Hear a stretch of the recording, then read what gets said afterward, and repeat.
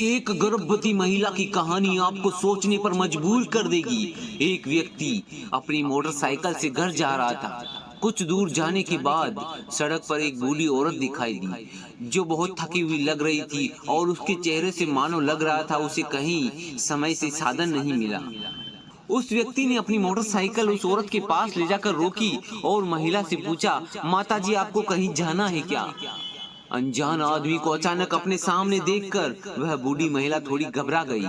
बूढ़ी महिला की घबराहट को वह व्यक्ति समझ गया और उसने मुस्कुराते हुए कहा, माताजी मेरा नाम अनिल है और आप चिंता न करें, मैं आपको सकुशल आपके घर तक छोड़ दूंगा। आप निश्चिंत होकर मेरे साथ मोटरसाइकिल पर चलिए। अनिल की बातें सुनकर वृद्ध महिला को तसल्ली हो गई और अपनी सहमति देते हुए पूछा, तुम कितने रुपए लोगे घर छोड़ने का? अनिल ने हंसते हुए कहा, माताजी मुझे कुछ नहीं चाहिए, फिर भी अगर आप कुछ देना चाहती है तो बस इतना करिएगा, भविष्य में आप किसी जरूरतमंद की मदद जरूर कर देना। अपनी बात को पूरी करके अनिल ने उस महिला को स्कूटर पर बैठाया और उसे घर छोड़ने के पश्चात अपने घर पर चला गया। कुछ दिनों के बाद वह बूढ़ी महिला कुछ सामान खरीदने के लिए एक दुकान पर गई।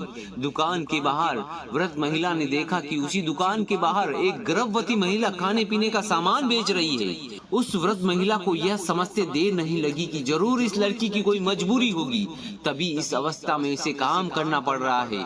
वृद्ध महिला के मन में मदद की इच्छा जागृत हुई और उस गर्भवती महिला से कुछ सामान खरीद लिया। साथ ही वृद्ध महिला ने चुपके से कुछ रुपए उसकी दुकान के पास रख दिए, इस भावना से कि उसकी कुछ मदद हो जाएगी।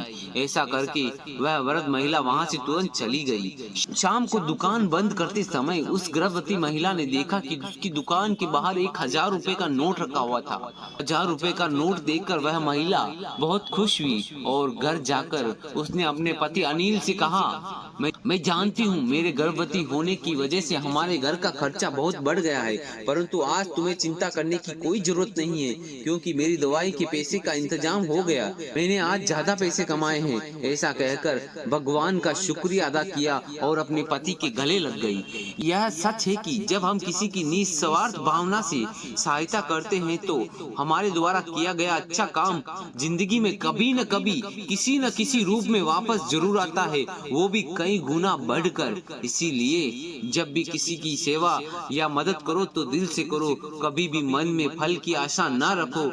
बिना फल की चाहत से किया हुआ कर्म हमें मोक्ष प्रदान करता है। जय श्री राम, हर हर महादेव। कहानी कैसी लगी आप हमें बताइए। उस आदमी ने सही किया या गलत किया, आप बताइए।